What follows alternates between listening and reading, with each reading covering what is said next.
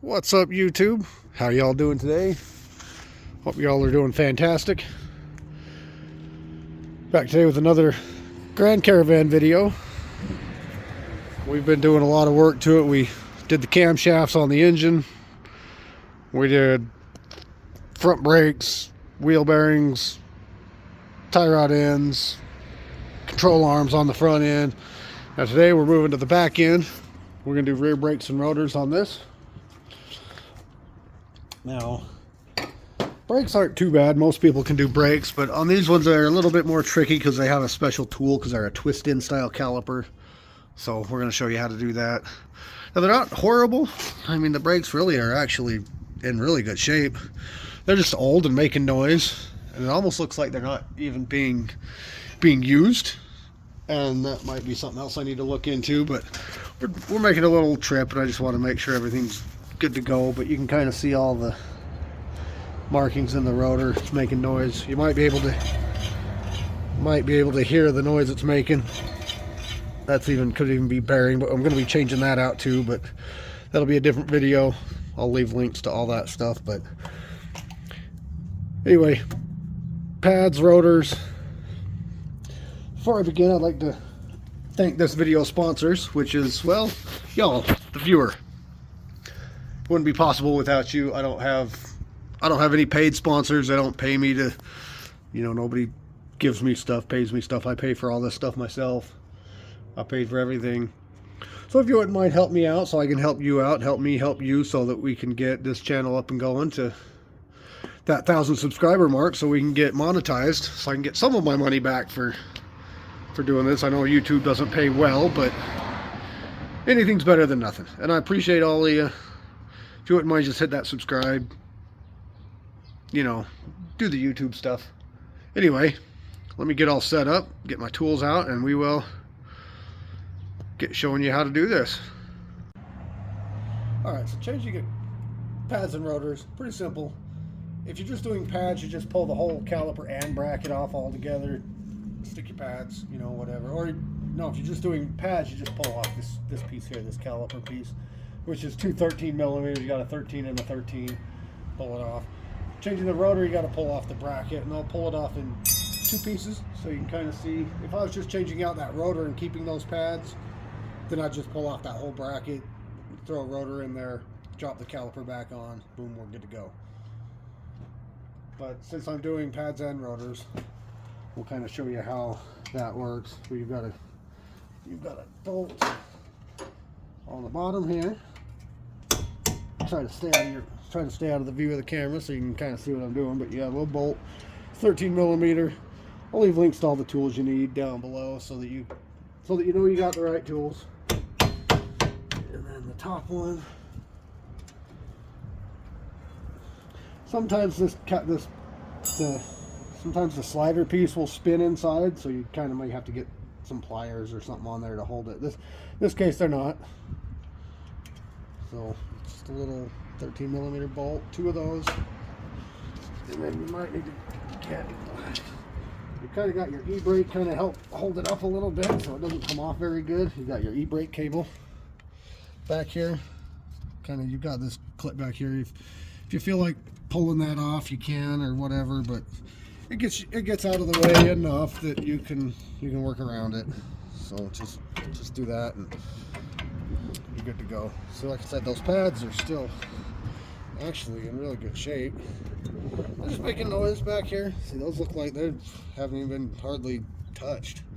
It's like, I don't even know if this rear brake is even functioning, which is definitely something I'm going to have to look into. I got a good pedal, everything feels fine, it stops good, so I was just figure, but these have been on here for a long time. I put these on with the fronts, and I've already done the fronts twice since I put these on. So I'm assuming something might be going on where these are actually not even functioning. But anyway, another time, another day. So what we're going to do now, we're going to grab this next one. You're going to need to grab, if you've got an impact and want to use an impact, if you can get an impact in there, it's kind of a tight fit, so you may not be able to, but you're going to want to grab kind of a longer long handle breaker bar or 1/2 inch ratchet with an 18 millimeter. You're gonna have to get down in there. They might be tight. I usually like to Loctite these on there, so they might be kind of tight. So you kind of, that's why I said a longer breaker bar or a long 1/2 inch ratchet, so you can get some leverage on it. You know, I mean, they're not like super tight, but they are a little tight. Most of the time those are Loctited. I usually Loctite those back in, just because you don't want them coming out on you. Might have to move your caliper out of the way a little bit to get to it. This bottom one.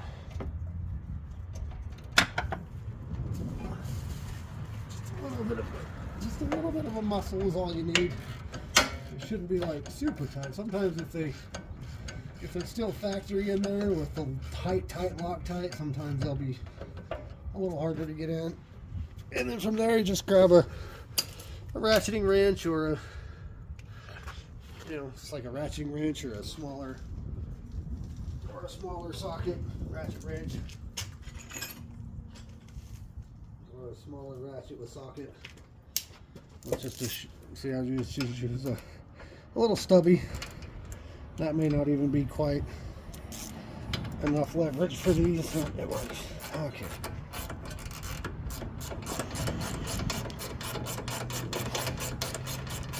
Let's run that out.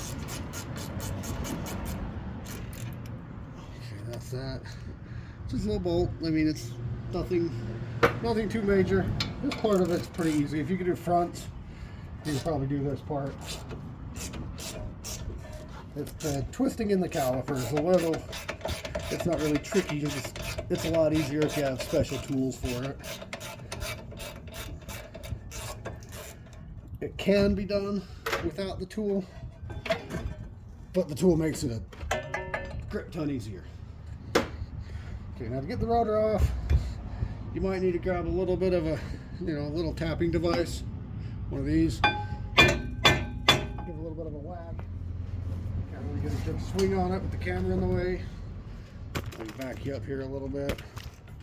Just give a good little, just a couple good whacks, and boom.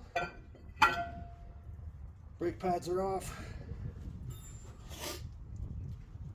And that's basically that. Now to get to the caliper, there's a tool.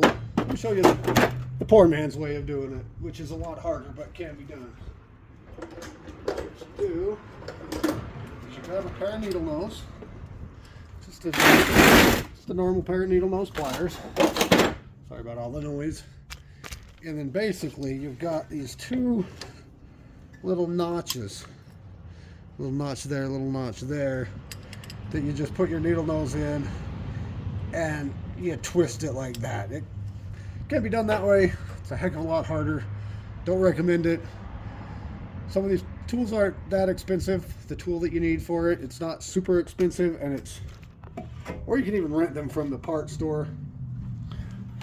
You'll rent it from there, and then most of them let you rent it for free. They give you your money back once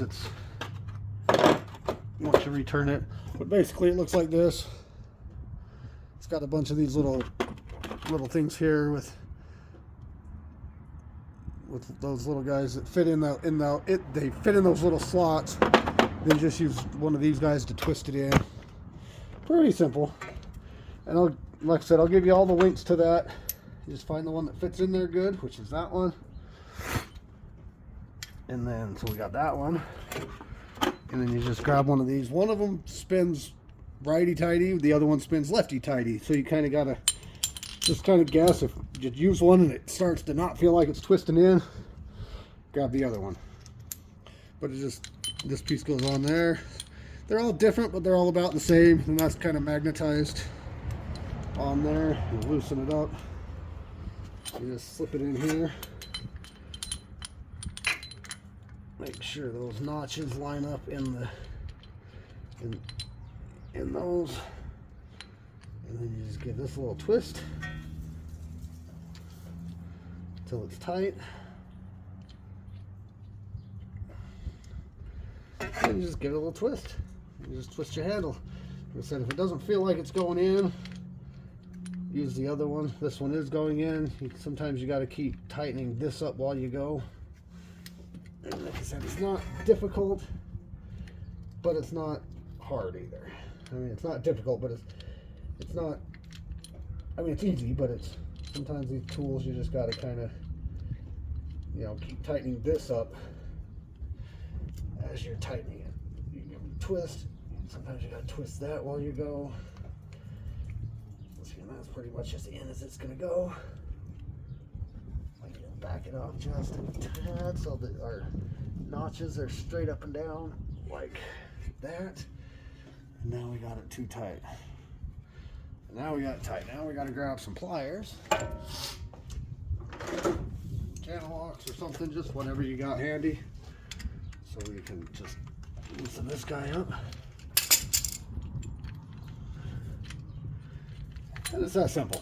So you just make sure your little notches are straight up and down so they fit the notches on your pads. So you've got this little, that little piece right there, so that it fits down into the little notch, not like out here, so that it's down inside there. That's all you need to do. And then basically it's throw it all back together now. Let me grab my rotor, let me grab my parts, and I'll be right back with you. Alright, so I got my parts here, got my rotor.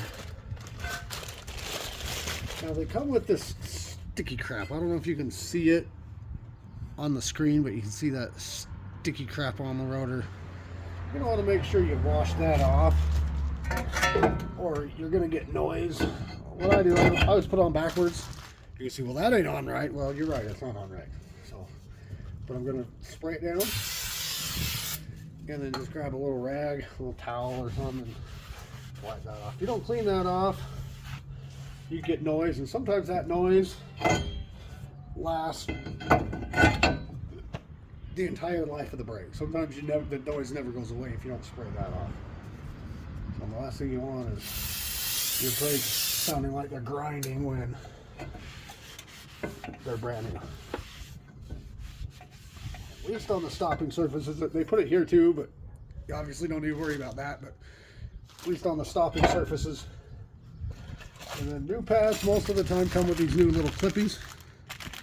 These clips, you're going to want to change those out. They just go down in here. You just pop those out. Might need to grab a little screwdriver in 1 second here. Well, let's see if I can find one. That's a huge screwdriver. That's a big one. Yeah, this one will work. Okay. So you just kind of pop these clips out like so. I made it look a lot harder than it really is, because it really isn't that hard to pop those out. In this case, they're not giving me an easy time. And I may not have changed these clips out last time or something, but something was causing them not to function very good. Check you check these, 'cause sometimes these get seized. Make sure those are good and free. That was a little stiff until I moved it. Maybe sometimes that's just the case. You guys give it a little twist and make sure those go good. Clean out the little notches that those clips go in. Spray them. If you got some sandpaper or something, wouldn't hurt to sand them down a little bit or something, but at least clean them, get all the crud out of them. All my grease stuff is packed up in my toolbox, so I don't have the grease to clean them with, but good and clean. Get all the crud out of them. If you have to scrape it off a little bit with a screwdriver to get some of it out. The reason for that is because sometimes the clips, if you don't get all the crap out of it, the clips don't go in all the way, and then it makes it hard to get the pads in and out. Just like something not necessary, but just a little bit. That helps keep your installation process a little easier, and all that good stuff. And then basically, so I usually Loctite them, but in this case, just get them tight. I mean, make sure you get these not good and tight. They don't have to, you don't have to like get them so tight they break off, but get them good and tight. Yeah, they do have to be nice and solid in there. They don't hold the car together, but they do. Definitely, it's not something you want coming out on you. And like I said, sometimes the caliper gets in your way when you're trying to put this bracket back in. And just move it out of the way a little bit.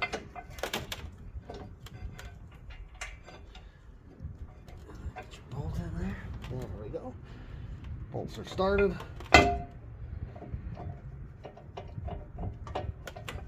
You use your little short wrench to get them in. And then you grab your big breaker bar to tighten them up once you get them tight.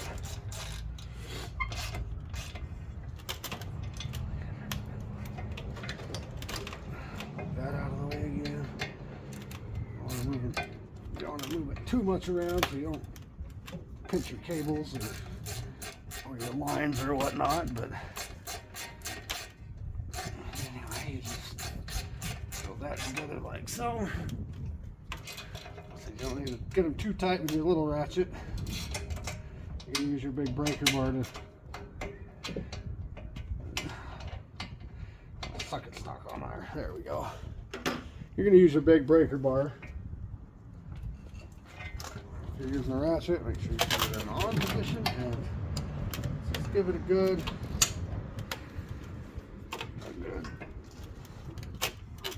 A little bit of muscle, give it a little groan. That groans, if you don't groan, you don't get them tight enough. You gotta get the, you gotta groan a little bit. There, tight. That's how you know they're tight when you groan. Okay. I didn't put the clips in before I put it on, which you don't have to. Most of the time I do, but I was distracted talking to y'all, so I didn't put the clips in. But make sure you get your clips in. They do go a certain way. See how they're, let's see if I can get you on camera here. There you go. See how this little flat spot goes outwards like this, but you've got that. So this one goes up top.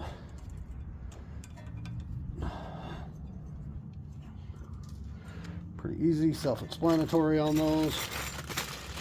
And again, you don't have to. If you don't change these out, you don't have to. I would just recommend grab like a wire brush or something and brush them off real good. Get all that dirt and grease, dirt and crud off of them. Because they get, they get dirty. They get a lot of crap on them, and it's just a little wire brush those off, get all that crap off of it. Sometimes it doesn't even hurt to lube them up a little bit.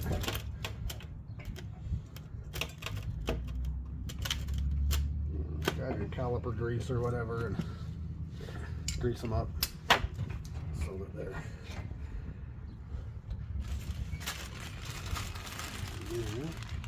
let's see, got one more here. Let's see this one here.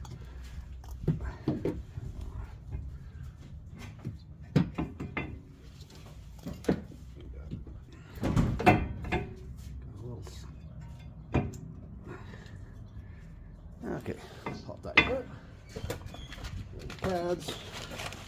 Let's see, we got pads with, like, 2 of them will come with a, 2 of them.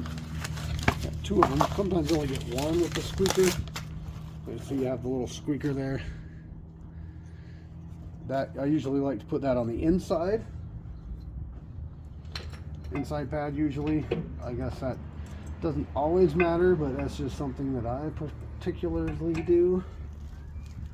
If there is a reason for it, then that's probably why I started doing it. But probably because one of my old bosses probably told me to clip this inside or something, or maybe that's just how I saw them come out one time. But at any rate, the one with the squeaker clip inside, no squeaker clip on the outside.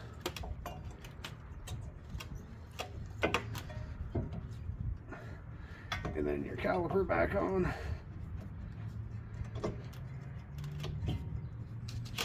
slide right in there. These bolts here back in. Sometimes you gotta jiggle the caliper around to get those to start.